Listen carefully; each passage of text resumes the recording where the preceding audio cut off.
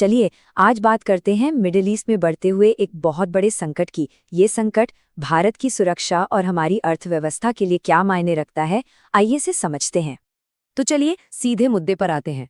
शुरुआत एक ऐसी खबर से करते हैं जो इस ग्लोबल टेंशन को सीधे सीधे भारत से जोड़ देती है। अब देखिए, ये जो टैंकर पर हमला हुआ ना, ये कोई इकलौती घटना नहीं है, बल्कि ये तो दुनिया के सबसे अहम समुद्री रास्तों में से एक पर ईरान की एक सोची समझी स्ट्रैटेजी का हिस्सा है जो लगातार बढ़ती जा रही है। और इसी वजह से भारत में तुरंत एक हाई लेवल मीटिंग बुलाई गई। देखिए, बात सिर्फ लोगों की जान की नहीं है, बल्कि हमारी जो जरूरी सप्लाई लाइंस हैं उन पर भी अब खतरा मंडरा रहा है। तो सवाल ये उठता है कि आखिर पानी का ये पतला सा रास्ता इतना जरूरी क्यों है? भाई, बात सीधी सी है। ये दुनिया की एनर्जी सप्लाई की कह सकते हैं एक मेन धमनी है, एक आर्टरी है। यही है वो स्ट्रेट ऑफ हॉर्मुज़। ये पर्शियन गल्फ से बाहर निकलने का इकलौता समुद्री रास्ता है। मतलब सऊदी अरेबिया, यूएई और कुवैत जैसे बड़े तेल उत्पादक देशों के टैंकरों को यहीं से गुजरना पड़ता है। कोई दूसरा ऑप्शन है ही नहीं। और इसका स्केल तो देखिए, जरा सोचिए, पूरी दुनिया का करीब 20 से 30% समुद्री तेल, यानी लगभग 1/3 हर रोज इसी एक पतले से रास्ते से होकर गुजरता है। मतलब कितना ज्यादा क्रिटिकल है ये। और यहीं पर सबसे बड़ा सवाल खड़ा होता है ग्लोबल इकोनॉमी के लिए कि अगर ईरान ने अपनी धमकी पूरी कर दी और इसे बंद कर दिया तो क्या होगा। इस खतरे की गंभीरता को समझने के लिए हमें ईरान की मिलिट्री स्ट्रैटेजी को देखना होगा। ये लोग सीधे सीधे भिड़ने की बजाय ऐसे हमलों पर फोकस करते हैं जो छोटे, सस्ते लेकिन बहुत असरदार होते हैं। और फिर ईरान ने एक ऐसा कदम उठाया जिसकी उम्मीद शायद किसी को नहीं थी।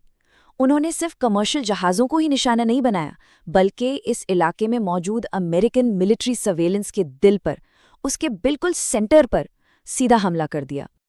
और ये हमला उनकी स्ट्रैटेजी को बिल्कुल साफ साफ दिखाता है। एक तरफ अमेरिका का अत्याधुनिक रडार सिस्टम जिसकी कीमत है $1.1 बिलियन, और दूसरी तरफ एक साधारण सा ड्रोन जिसकी कीमत एक सेकेंड हैंड कार से भी कम, लगभग $2000। कमाल की बात है ना। तो ये सिर्फ एक सामान का नुकसान नहीं था, नहीं, ये ईरान के लिए एक बहुत बड़ी स्ट्रैटेजिक जीत थी।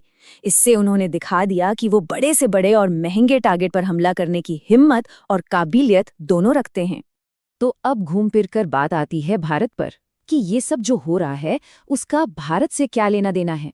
और सच तो ये है कि भारत अब एक बहुत ही मुश्किल और नाजुक मोड़ पर आ खड़ा हुआ है। इसका सबसे पहला असर तो हमारी इकोनॉमी पर पड़ेगा। तेल के दाम आसमान छुएंगे, शेयर बाजार पर दबाव पड़ेगा और हमारे देश के लिए जो तेल और एलपीजी की सप्लाई है उस पर सीधी सीधी आंच आएगी। और दिक्कत यह है कि फैसला लेने के लिए हमारे पास ज्यादा वक्त भी नहीं है।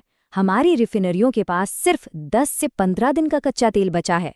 मतलब भारत को बहुत तेजी से अपनी एनर्जी जरूरतों को पूरा करने के लिए कोई ना कोई कदम उठाना ही होगा।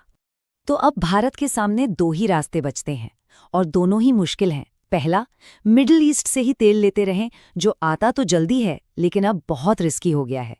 या फिर दूसरा रास्ता, रूस से तेल लेना शुरू करें, जो पहुंचने में तो ज्यादा टाइम लगाता है और उस पर अमेरिकी प्रतिबंधों का भी खतरा है। ये पूरा संकट एक बहुत बड़ी बात याद दिलाता है। एक ऐसी दुनिया में जहां सप्लाई के रास्ते इतने तंग और मुश्किल हैं, क्या किसी भी देश की एनर्जी सप्लाई सच में सुरक्षित है? ये सवाल अब सिर्फ किताबों की बात नहीं रह गया है, बल्कि भारत के लिए एक कड़वी हकीकत बन चुका है।